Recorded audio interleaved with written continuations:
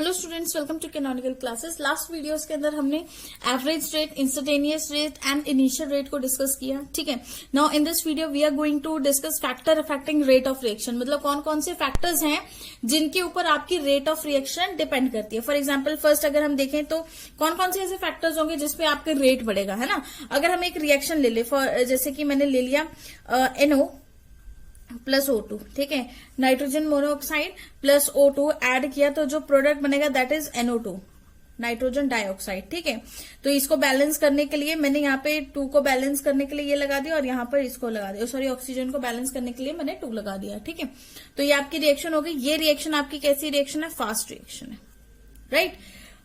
उसी तरह अगर मैं एक रिएक्शन तो carbon monoxide plus O2 gives you CO2, ये भी क्या हो गया? CO2। तो इसको बैलेंस करने के लिए हम यहाँ पर क्या करेंगे?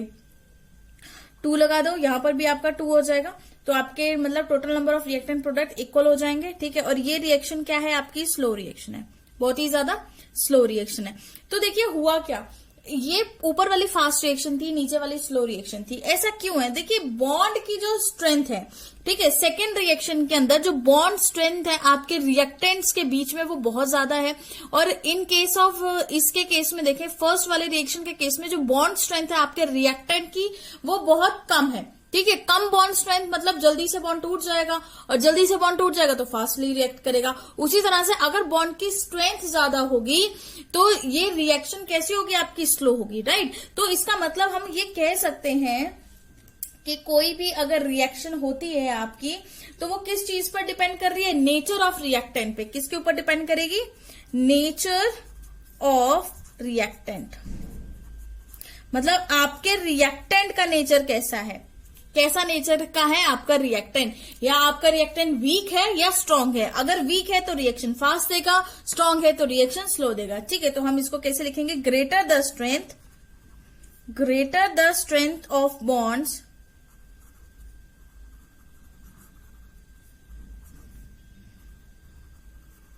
bonds in reactant, smaller will be its rate of reaction, smaller will be its rate of reaction।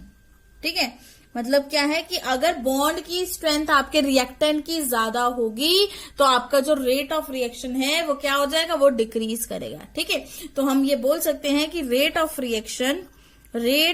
Reaction is inversely proportional to strength of bond. ठीक है, strength of bonds of reactants. ठीक है, रिएक्टेंट्स की bond की strength के क्या है? Inversely proportional है। Very very important. अगर रेट ऑफ रिएक्शन ज्यादा है तो बॉन्ड की स्ट्रेंथ कम, बॉन्ड की स्ट्रेंथ ज्यादा है तो रेट ऑफ रिएक्शन ऑटोमेटिकली क्या हो जाएगा? कम हो जाएगा। ठीक है, नेक्स्ट फैक्टर जो हम डिस्कस करेंगे दैट इज अबाउट टेम्परेचर। हम सेकेंड फैक्टर की अगर हम बात करें तो हम बोलते हैं टेम्परेचर के ऊपर। तो देखिए टेम्परेचर का क्या रोल है यहाँ पर? टेम्परेचर का भी बहुत बड़ा रोल है भाई। टेम्परेचर का तो हर एक रिएक्शन के अंदर रोल होता है कि विद इंक्रीज इन टेम्परेचर, अगर हम किसी भी सब्सटेंस का टेम्परेचर इंक्रीज कर देते हैं तो number of effective collision between reactant molecules भी बढ़ जाते हैं। ठीक है, फॉर एग्जाम्पल एक कंटेनर है, ठीक है, जैसे कि सपोज करो आपके पास ये कंटेनर है, इसके अंदर वाटर मॉलिक्यूल पड़ा है ना, वाटर मॉलिक्यूल पड़ा और इसमें आपने डाला।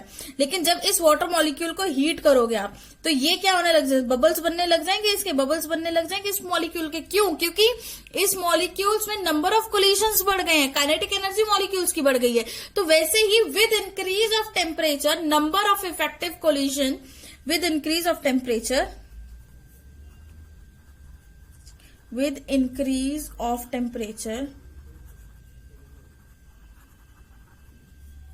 number of effective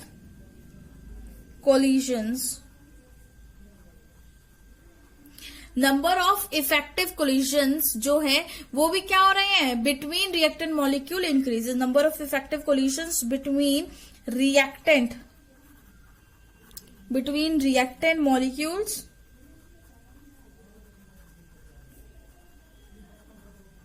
increases। ठीक है, रिएक्टेंट मॉलिक्यूल्स के बीच में कोलिजन इंक्रीज होगा, so the rate of reaction will also increase, so the rate of reaction will also increase. ठीक है, जिसकी वजह से so the rate of reaction will also increase. कैसे इंक्रीज होगा, रेट ऑफ रिएक्शन कैसे इंक्रीज होगा, with every 10 degree increase of temperature. ठीक है, रेट ऑफ रिएक्शन कैसे इंक्रीज होगा, with every 10 degree rise in 10 degree increase of temperature लिख लो, या राइज इन टेम्परेचर। ठीक है, तो रेट ऑफ रिएक्शन क्या हो जाएगी इसके लिए, रेट ऑफ रिएक्शन जो है वो क्या हो जाएगी आपकी, डबल हो जाएगी। Very very important. ठीक है, तो जैसे ही टेम्परेचर बढ़ाओगे नंबर ऑफ इफेक्टिव कोलिजन बढ़ जाते हैं रिएक्टेंट मॉलिक्यूल्स के, नंबर ऑफ इफेक्टिव कोलिजन बढ़ेंगे तो रेट कैसे इंक्रीज होगा, हर 10 डिग्री में रेट उसका क्या होता जाता है, डबल होता जाता है। नेक्स्ट अगर हम कंसंट्रेशन ऑफ रिएक्टेंट की बात करें तो जितनी ज्यादा कंसंट्रेशन होगी आपकी रिएक्टेंट की उतनी ज्यादा रेट ऑफ रिएक्शन होगी। ठीक है, या वाइस वर्सा ले लो उसको, तो हम लिख सकते हैं ग्रेटर द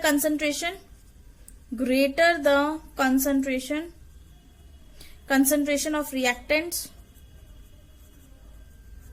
जितनी ज्यादा रिएक्टेंट की कंसंट्रेशन ग्रेटर विल बी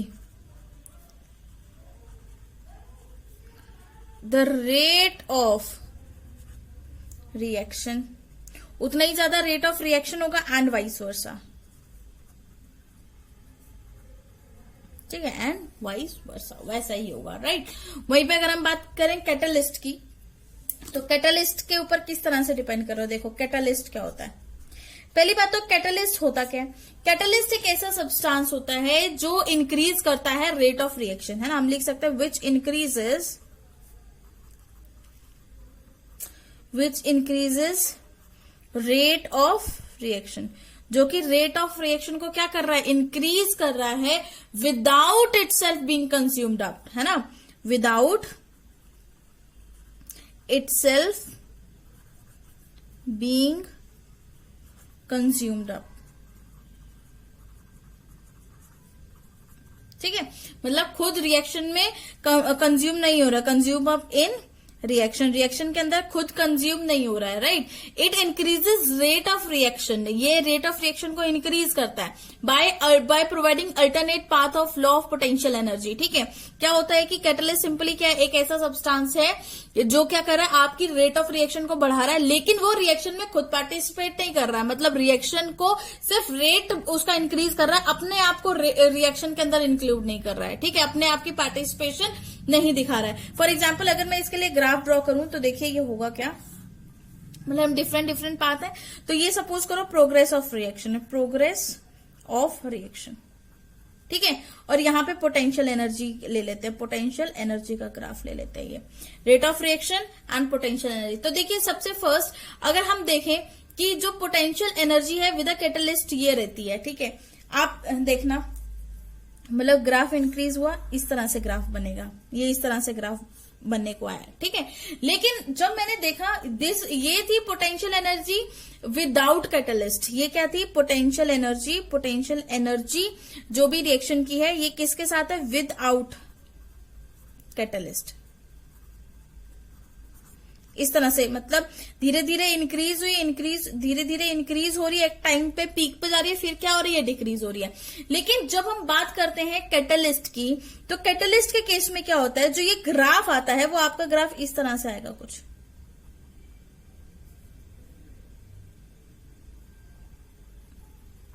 ठीक है, इस तरह से ग्राफ आ जाएगा। अब देखिए यहां पर पोटेंशियल एनर्जी जो कैटलिस्ट की वो तो आपको ये देखने को मिल रही है, ये जो पीक पॉइंट है यहाँ पे पोटेंशियल एनर्जी, ये किसकी पोटेंशियल एनर्जी है, this is a potential energy without catalyst of a reaction without catalyst, sorry with catalyst, without तो हो गया, विद कैटलिस्ट। ठीक है। कैटलिस्ट मतलब अगर आप रिएक्शन को खुद ऐसे बिना कैटलिस्ट के जा रहे हो तो उसको इतनी एनर्जी लगनी पड़ रही है, इतनी मैक्सिमम होना पड़ रहा है, फिर उसका प्रोडक्ट बन रहा है। ठीक है, लेकिन यहां पर क्या हो रहा है कि ये उतने से कम टाइम के अंदर ही प्रोडक्ट बना दे रहा है। ठीक है, तो रीजन क्या है कि कैटलिस्ट ने काम क्या किया यहाँ पे। कैटलिस्ट का सिर्फ एक ही काम था कि उसने रेट ऑफ रिएक्शन को क्या कर दिया, इंक्रीज कर दिया इस रिएक्शन के अंदर। ठीक है, रेट बढ़ा दिया, लेकिन खुद पार्टिसिपेट नहीं हुआ है। वहीं पे अगर हम नेक्स्ट फैक्टर डिस्कस करें दैट इज सरफेस एरिया, तो सरफेस एरिया का क्या कंसेप्ट रहेगा। तो देखिए सरफेस एरिया का क्या कंसेप्ट है, जो सरफेस एरिया है आपका, सरफेस एरिया के केस में जितना ज्यादा सरफेस एरिया होगा रिएक्टेंट का, faster will be the rate of reaction. ठीक है, जितना ज्यादा सरफेस एरिया हो, greater the surface area, greater the surface area of reactant, faster will be the reaction। ठीक है, ग्रेटर द सरफेस एरिया कैसे, फॉर एग्जाम्पल आपके पास एक सॉलिड सब्सटेंस है। ठीक है, मान लो आपके पास ये सब्सटेंस एक सॉलिड है, ये सब्सटेंस है, इसको मैंने इस बीकर के अंदर डाल दिया, ये बीकर लिया, इसके अंदर ये सॉलिड सब्सटेंस आपने डाल दिया। अब मैंने सेकंड बीकर लिया, इसके अंदर मैंने इसका पाउडर करके डाल दिया, ये सब्सटेंस था, इसमें ये पाउडर डाल दिया, तो किसमें रिएक्शन जल्दी होगी, ऑब्वियस सी बात है इस बीकर के अंदर रिएक्शन जल्दी होगी, क्योंकि पाउडर्ड करने के बाद उसका जो सरफेस एरिया है वो बढ़ गया है ना। लेकिन सॉलिड केस में उसका सरफेस एरिया, मतलब इस शेप में उसका सरफेस एरिया इतना ज्यादा नहीं था, तो जो उसके कांटेक्ट में आ रहा था वो तो ठीक है, लेकिन जो कांटेक्ट में नहीं आ पा रहा था वो रिएक्ट नहीं कर पा रहा था जल्दी से। लेकिन जैसे ही मैंने उसका पाउडर फॉर्म किया, उसका सरफेस एरिया बढ़ा दिया, तो सभी मॉलिक्यूल्स एक साथ एक दूसरे के कांटेक्ट में आने लगे। और देखिए रेट की जब हमने बात की थी तो हमने क्या देखा था कि rate is directly proportional to concentration.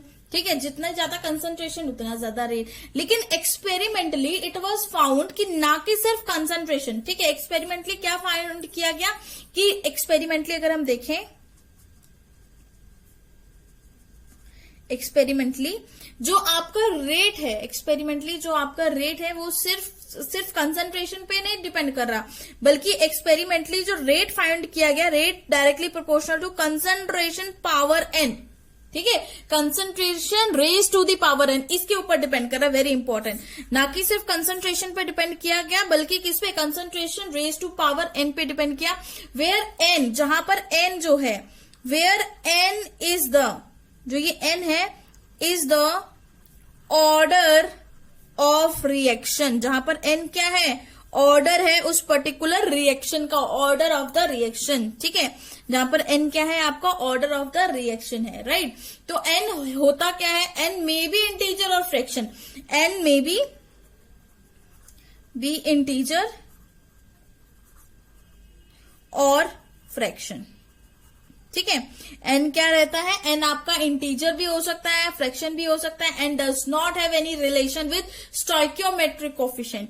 N does not have any relation with stoichiometric coefficient. What is stoichiometric coefficient, for example आपने कोई रिएक्शन लिखी, जैसे कि suppose H2 plus O2 gives you H2O। ठीक है, तो इसको बैलेंस करने के लिए आपने यहाँ पे 2 लगा दिया और यहाँ पर भी 2 लगा दिया। ठीक है, इस तरह से 2 लगा दिया, तो ये जो टर्म्स है, दीज आर योर स्टाइक्योमेट्रिक। तो ये क्या है, इसके ऊपर आपका जो ऑर्डर ऑफ रिएक्शन है वो बिल्कुल डिपेंड नहीं करता है। ठीक है, क्यों, क्योंकि एन जो है वो आपने एक्सपेरिमेंटली फाइंड आउट किया है, लेकिन स्टाइक्योमेट्रिक आप थ्योरेटिकली फाइंड आउट कर सकते हो। अगर यहाँ पे 2 नहीं आएगा तो 2 की जगह आप इसका नंबर को कोई ऐसा नंबर ले लोगे, मतलब जो उसका मल्टीपल बन जाए। ठीक है, उससे भी आपकी इक्वेशन बैलेंस हो सकती है। तो इसीलिए हम बोलते हैं कि रेट जो है वो डायरेक्टली प्रोपोर्शनल कंसंट्रेशन के होता है, but concentration raise to the power N के इक्वल होगा। ठीक है, जहां पे एन आपका ऑर्डर ऑफ रिएक्शन होगा और एन कैन बी इंटीजर और इन फ्रैक्शन। ठीक है, उसके कोई भी रिलेशन नहीं होता आपका स्टाइक्योमेट्रिक रेशियो के साथ। Reason is not stoichiometric ratio, in fact stoichiometric coefficient के साथ कोई भी रिलेशन नहीं है। रीजन बीइंग क्या है, N can only be find out by experiment, but stoichiometric can be find out theoretically. ठीक है, तो suppose we have a reaction, suppose we have a reaction, हमने एक रिएक्शन ली plus small B capital B gives you small C capital C. ठीक है, ये आपके पास रिएक्शन है। तो इस रिएक्शन के लिए अगर मुझे रेट लिखना है तो मैं कैसे लिखूंगी? रेट यहां पर डायरेक्टली प्रोपोर्शनल हो जाएगा a concentration of A to the power X into concentration of B to the power Y. ठीक है, अब यहां पर जो रेट है वो क्या हो जाएगा? Is directly proportional to concentration of A to the power X और बी की concentration to the power Y हो जाएगा। ठीक है, तो यहां पर x is the order of reaction. X is the order of reaction with respect to A. X is the order of reaction with respect to A. ठीक है, किसके रिस्पेक्ट में है? A के रिस्पेक्ट में ऑर्डर ऑफ रिएक्शन है। Same वहीं पे Y is the order of reaction with respect to B. ठीक है, एक्स ऑर्डर ऑफ रिएक्शन है ए के रिस्पेक्ट में, बी आपका जो ऑर्डर ऑफ रिएक्शन है with respect to B, Y is the order of the reaction with respect to B. ठीक है, अब अगर मुझे बोला जाए what is the overall order of the reaction, तो ओवरऑल ऑर्डर अगर मुझे निकालना है, ओवरऑल ऑर्डर रिएक्शन का निकालना, ऑर्डर ऑफ रिएक्शन वो किसके इक्वल हो जाएगा? वो हो जाएगा x प्लस वाई के इक्वल हो जाएगा। ओवरऑल ऑर्डर जो है रिएक्शन का is equal to x plus Y. ठीक है, इसके इक्वल हो जाएगा, जहां पे n is equal to x plus Y, मतलब हम ऑर्डर ऑफ रिएक्शन को n से रिप्रेजेंट कर रहे हैं, तो मैं इसको ऐसे भी लिख सकती हूँ n is equal to x plus Y. देखिए, रेट को हमने कैसे लिखा था? रेट जो था हमारा is directly proportional to concentration to the power n। ठीक है, इस प्रोपोर्शनैलिटी को कांस्टेंट को अगर मुझे हटाना होगा तो मैं क्या लिखूंगी? R is equal to K, जो कि प्रोपोर्शनैलिटी कांस्टेंट है, C to the power n, concentration to the power n। ठीक है, जहां पर जो आपका n है is your order of the reaction, C is your concentration, लेकिन यहां पर K क्या है? Where K is rate constant. Very important, बहुत इंपॉर्टेंट क्वेश्चंस बनते हैं इसके ऊपर। रेट क्या है? के क्या है? रेट कांस्टेंट हो गया, वेलोसिटी कांस्टेंट हो गया, वेलोसिटी कांस्टेंट। ठीक है, रेट कांस्टेंट है, वेलोसिटी कांस्टेंट है और स्पेसिफिक रेट कांस्टेंट है, और स्पेसिफिक रेट कांस्टेंट। ठीक है, स्पेसिफिक रेट कांस्टेंट होता है। तो बस इन्हीं चीजों से आपको पता लग जाएगा कि मतलब अगर आपको कहीं भी पूछ लिया जाए what is velocity constant, specific rate constant, rate constant, तो इसका मतलब वो क्या पूछ रहे हैं? के बारे में ही पूछ रहे हैं। ठीक है, तो अब सपोज फिर से हम एक रिएक्शन लिखते हैं। सपोज मेरे पास रिएक्शन है a capital A plus small B capital B gives you small C capital C. ठीक है, ये रिएक्शन है। तो इस रिएक्शन के लिए अगर मुझे पर्टिकुलरली ए लिखना है तो मैंने क्या लिखना है? Rate is directly proportional to A to the power X की कंसंट्रेशन और B to the power Y. ठीक है, मतलब concentration of A raise to the power X, concentration of B raise to the power Y. अब यहाँ पे proportionality constant हटाओ, proportionality constant हटाने के लिए हमने यहाँ पे के लगा दिया, ए पे पावर एक्स आ गई, बी पे पावर क्या आ गई? वाई, मतलब ऑर्डर ऑफ रिएक्शन अभी हमारे पास वो है। ठीक है, तो अगर मुझे के की वैल्यू फाइंड आउट करनी है तो के क्या होगा? ये इससे मल्टीप्लाई हो रहा है, यहाँ जाके इसके नीचे आ जाएगा, तो K is equal to R upon A पे पावर एक्स इंटू बी पे पावर वाई। ये आया कि नहीं आया? ठीक है, अब यहां से हम फाइंड आउट करेंगे यूनिट्स ऑफ के की यूनिट कैसे फाइंड आउट करेंगे? तो के की यूनिट फाइंड आउट करने के लिए यूनिट्स ऑफ के, ठीक है, के की यूनिट फाइंड आउट करने के लिए पहले हमें यूनिट किसकी पता होनी चाहिए? यूनिट ऑफ रेट की पता होनी चाहिए, क्योंकि हमारे पास रेट अपॉन दिस है ना। तो यूनिट ऑफ रेट हम कैसे फाइंड आउट करेंगे? रेट हमें क्या पता है कि change in concentration with respect to time. Rate क्या होता है? Change in concentration with respect to time, यही होता है। तो कंसंट्रेशन की क्या होती है unit? Concentration is mole litre inverse divided by time is second. Second होगा कि नहीं होगा? Time is second. ठीक है, तो mole litre inverse second inverse ये आपकी हो जाएगी। ठीक है, या फिर इसको नीचे लेकर आए तो हमारे पास सिंपली क्या हो जाएगा? मोल पर लीटर सेकेंड, है ना। ये इसकी यूनिट हो जाएगी। इस तरह से ये हमारी फाइंड आउट कर ली हमने यूनिट ऑफ रेट। जो भी हमें जिस हिसाब से हम रेट फाइंड आउट करते हैं उस हिसाब से हमने रेट की यूनिट्स फाइंड आउट कर ली, राइट। तो यहां पर जो के है, के किसके इक्वल होगा? K is equal to R upon e to the power x b to the power y। ये आ गया आपका k। ठीक है, तो k की यहां पे वैल्यूज पुट करो। r की वैल्यू क्या थी? मोल ठीक है, मोल पर लीटर सेकेंड, ये थी आपकी आर की वैल्यू, और ए की वैल्यू क्या थी, मोल पर लीटर, ठीक है, पावर x प्लस वाई, मतलब दोनों की सेम ही थी, तो इक्वेट करके मैंने x प्लस वाई को क्या कर लिया, कॉमन ले लिया, ठीक है।